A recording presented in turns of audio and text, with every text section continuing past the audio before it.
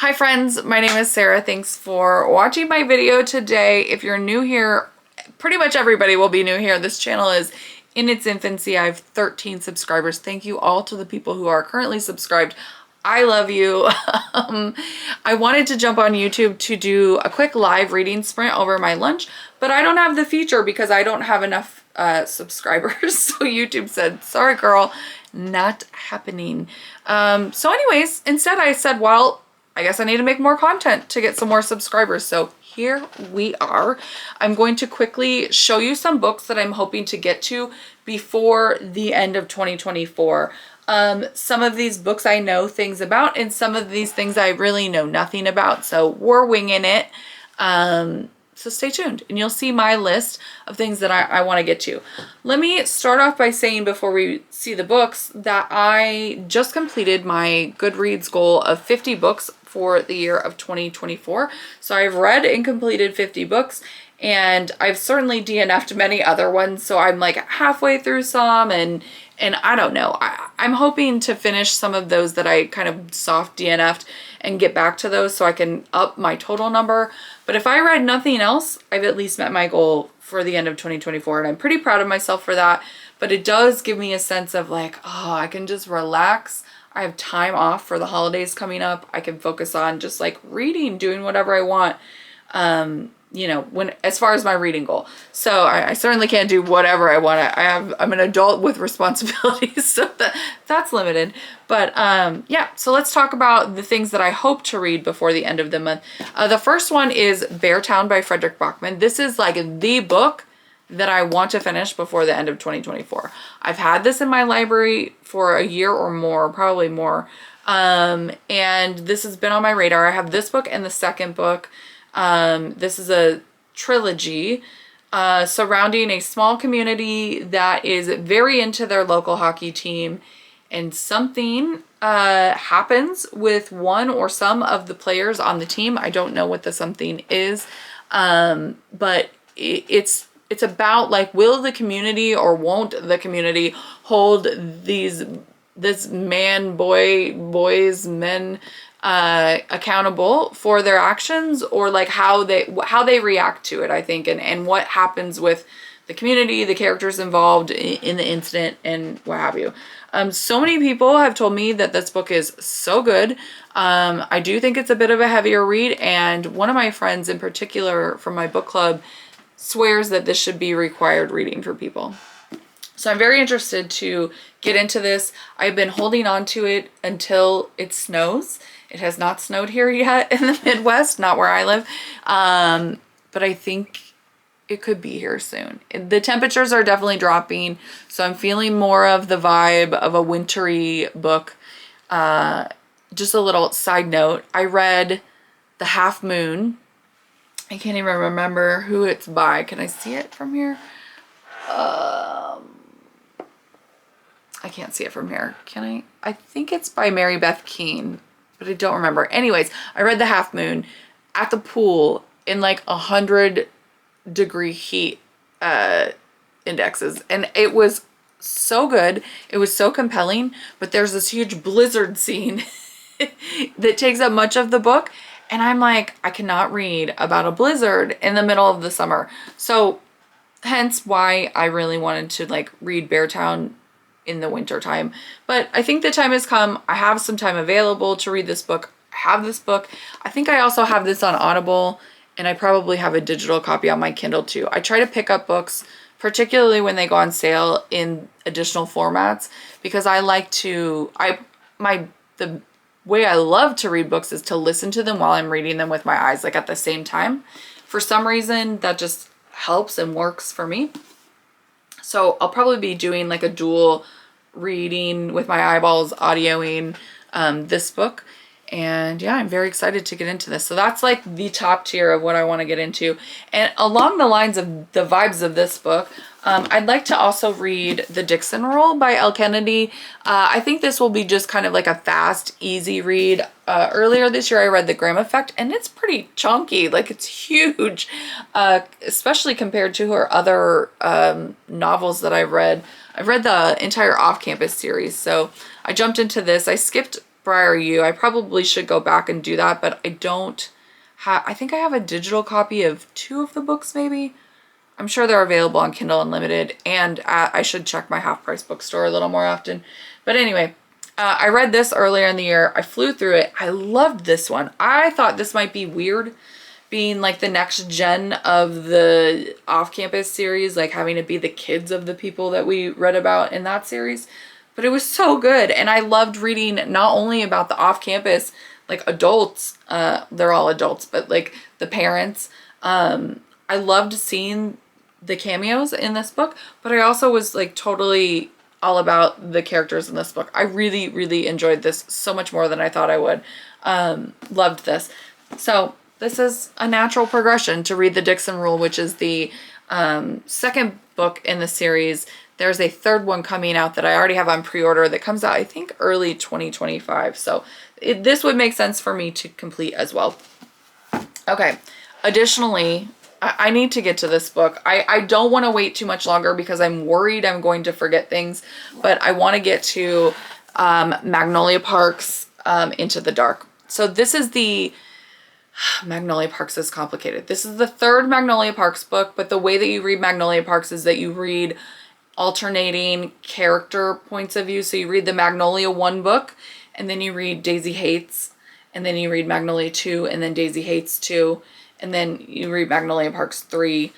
And I think there's going to be 1 or 2 more Daisy Hates books. I don't know what's going on with this series, but I think this is the last one for Magnolia in the Magnolia Parks universe.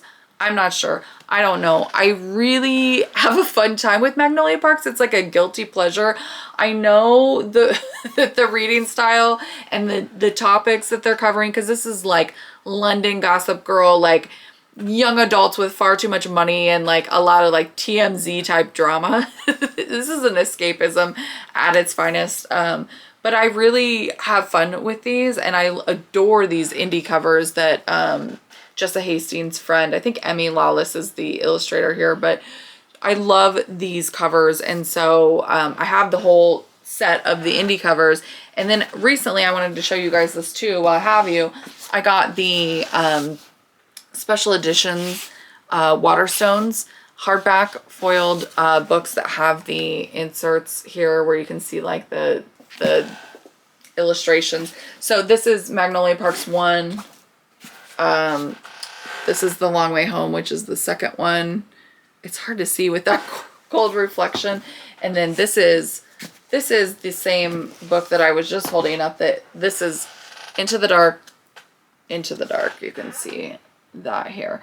These are huge. This one is like over 800 pages, I believe. I don't know. But I would love to read Magnolia Parks. Tons of chapters, very short chapters, alternating points of view. It's really easy to stay engaged in those books.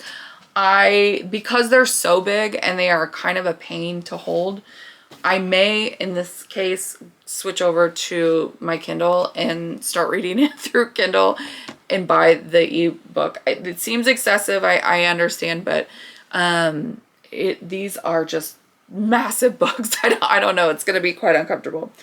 So those books I'd like to get to. I have a couple books on my Kindle that I'm hoping to get to. One is The Nightmare Before Christmas. And I don't know a lot about that other than I think that there's like kind of these princes of holidays and they're meant to like find their mates or something. I don't know. I'm doing a horrible job explaining to you The Nightmare Before Christmas, but it's part of a Royals and Romance series of books that will be coming out, and it's by Sarah Rash, Rasch,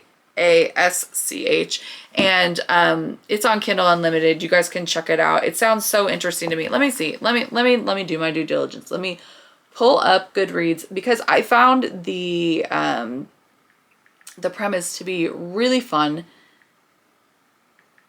And it's worth telling you about. Okay. Oh my gosh. Let's see. Nightmare Before Christmas. Are you ready for this? Oh gosh. phone alerts. Red, White, and Royal Blue meets The Nightmare Before Christmas in a sexy, quirky rom-com where the golden-hearted Prince of Christmas falls for the totally off-limits Prince of Halloween, featuring beautiful ruby sprayed edges. Well, I don't have the physical book, so that's an interesting note. Nicholas Cole Claus used to love Christmas until his father, the reigning Santa, turned the holiday into a PR facade. Cole will do anything to escape the spectacle, including getting tangled in a drunken, supremely hot makeout session with a beautiful man behind a seedy bar one night. But the heir to Christmas is soon commanded to do his duty. He will marry his best friend Iris, the Easter princess, and his brother's not-so-secret crush, a situation that has disaster written all over it. Things go from bad to worse when a rival arrives to challenge Cole for the princess's hand, and Cole comes face to face with his mysterious behind-the-bar hottie, Hex, the Prince of Halloween. It's a fake competition between two holiday princes who can't keep their hands off each other over a marriage of convenience that no one wants. And it all leads to one of the sweetest, sexiest, messiest, most delightful, unforgettable love stories of the year. How creative.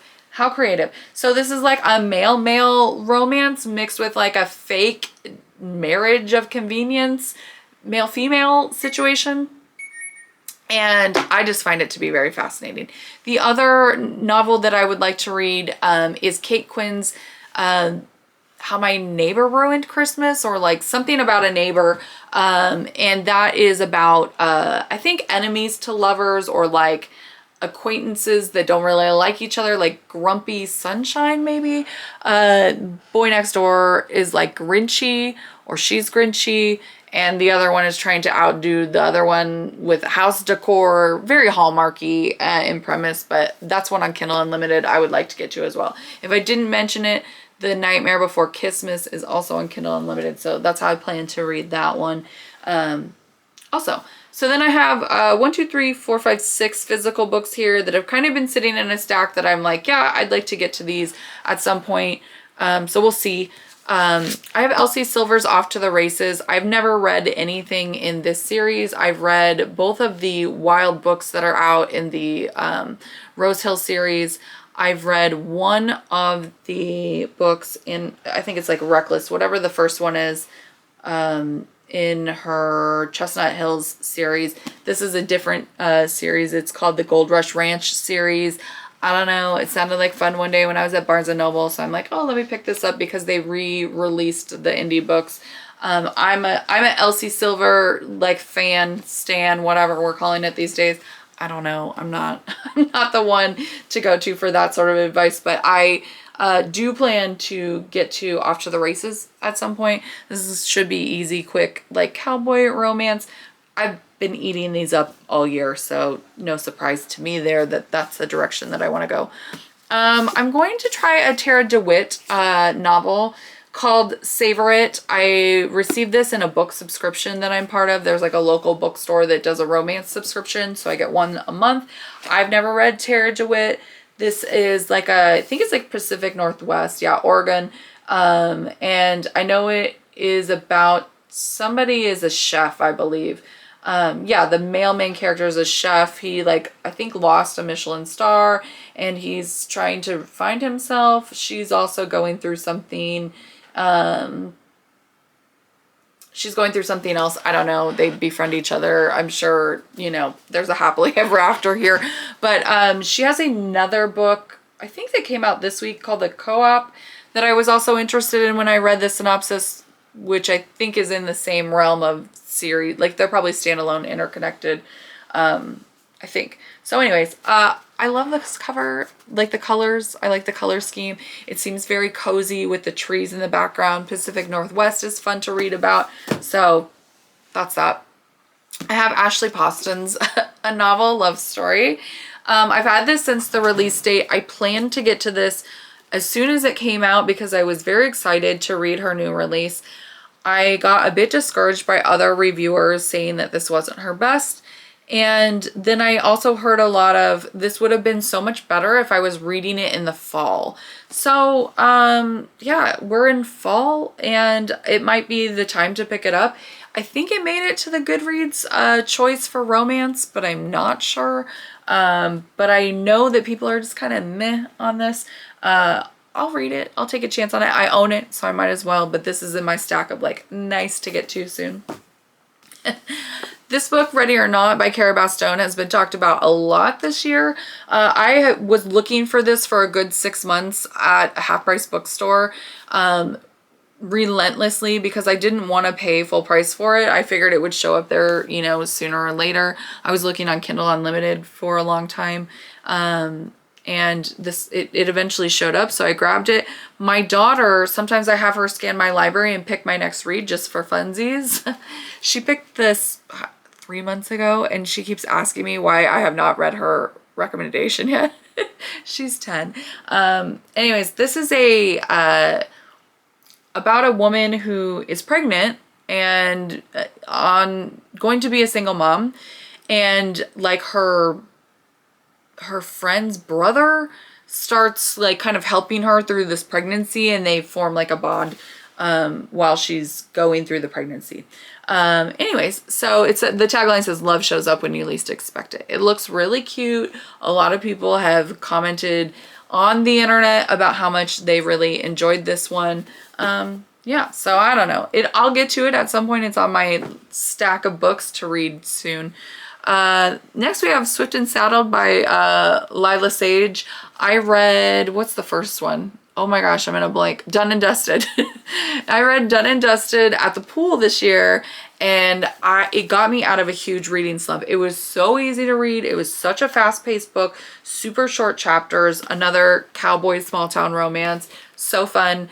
The third book in this series, like Lost and Lassoed, I think just came out. And then there's like a fourth one coming out next year. So I'm trying to keep up, I too was also searching for this book at Half Price Bookstore and picked it up when I eventually found it. Okay, the last book on my list here, I picked up I think at the same time that I got the Ashley Poston novel, because I picked it up on release day, and it's the Allie Hazelwood Not in Love novel that she came out with this year. I am frustrated with Allie Hazelwood. I think I've read let's see. I think I read this year Love Theoretically, which I really liked. I also read Bride, which I was not going to read at all. I was going to skip it, but it was the romance book club pick for my book subscription. So I ended up reading it, and everybody was raving about it. I just think the genre is not really my thing, but it was actually, I did enjoy it. I think I gave it 4 stars, but it's just, I don't know that I want to like keep jumping into that sort of like Omega-verse situation, whatever that is. It was all right. I started listening to Two Can Play, which is her audiobook that's out. Couldn't really like get into that one very much. I don't know why. I might get back to it just to finish it up. But then this is the other one called Not in Love. I believe these two meet on like a dating app, and then she realizes, the female main character realizes that the male main character is like purchasing the company she works for as part of the like acquisition takeover of the company, changes in org and structure and all of that. And so it becomes a complicated workplace situation. I don't know. Yeah, so I've heard this is very steamy. And I do believe this is also part of the Goodreads romance picks. And yeah, that's on my list too. So we'll see how many of these I make it through. I'm not really buying a lot of books right now. I've been really holding back on buying books, trying to use my library more. Definitely using I have credits to Audible, using my Kindle Unlimited subscription. Those two things I pay for, might as well use them. And then the holidays are coming up, so I just never know. I have plenty of books here. I'm fortunate enough to own several books that I've kind of been stockpiling away. So kind of just really working through my own personal library, and those are the things that I think I'm going to get through soon. And I hope you enjoyed this video.